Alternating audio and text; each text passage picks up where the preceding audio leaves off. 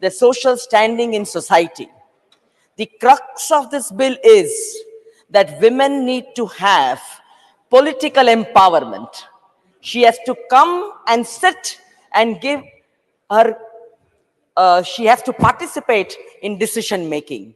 That is not happening. And for that, I think we have to go back and see the journey which Rajiv Gandhi started. And Rajiv Gandhi started why? Because when he went traveling to the rural areas, he saw that here there is absolutely no governance. And that is why the Panchayati Raj institutions were brought. And with that, there was one-third reservation for women, because there would be never any easy entry for women in the power corridors. He realized that, and that is why he made a speech in the parliament that women are mothers, grandmothers, daughters, and sisters.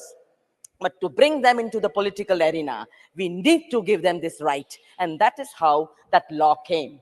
And after 20 years, 2.5 decades of the 73rd and the 74th Amendment, we see that there are 40% of the women sarpanchas out of the total 100%, and that was a reply given by the Minister of Panchayati Raj in the Rajya Sabha. Today, that is the situation.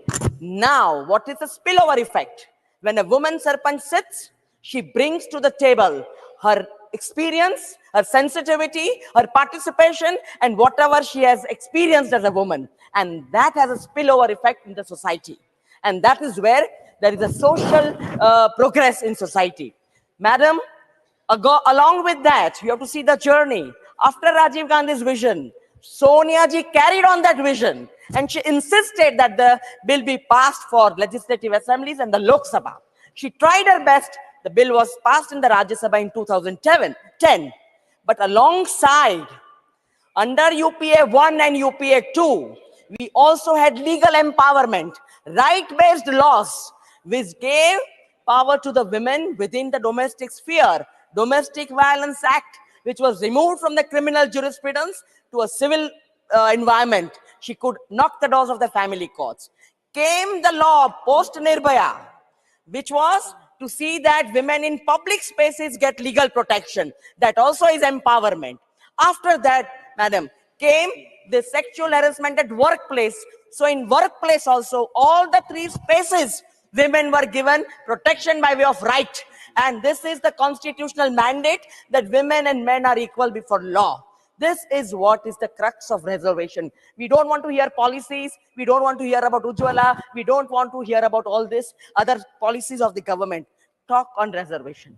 You have brought a bill with conditions, with caveats. That means your intention is not fair. You do not want to give empowerment to women. You do not want women to sit in decision-making procedures. You do not want her to be having a political empowerment alongside you. What is that which you are fearing? And why have you put such programs in it? Delimitation and census. They are in your hands. What were you doing for 9.5 years? What have you been doing for 9 years? You have only done lip service. You want to make tall claims. You want to think that every space is a rally. Every space has only political passions. You do not want to actually translate social justice embedded in the Constitution of India to the women of this country. Women need political empowerment. She wants to sit and take decisions. During the Corona time, we saw that women got all the infrastructure for online empowerment.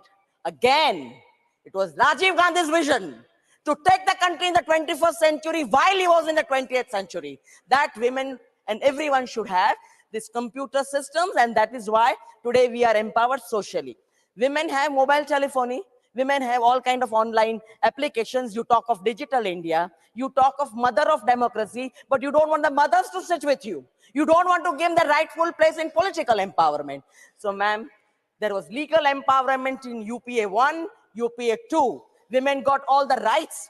Women got all the infrastructure during that time. Right to food, right to education. And that is where women are today graduating, going for post-graduations, and we have the scientists. And let me give one example, madam.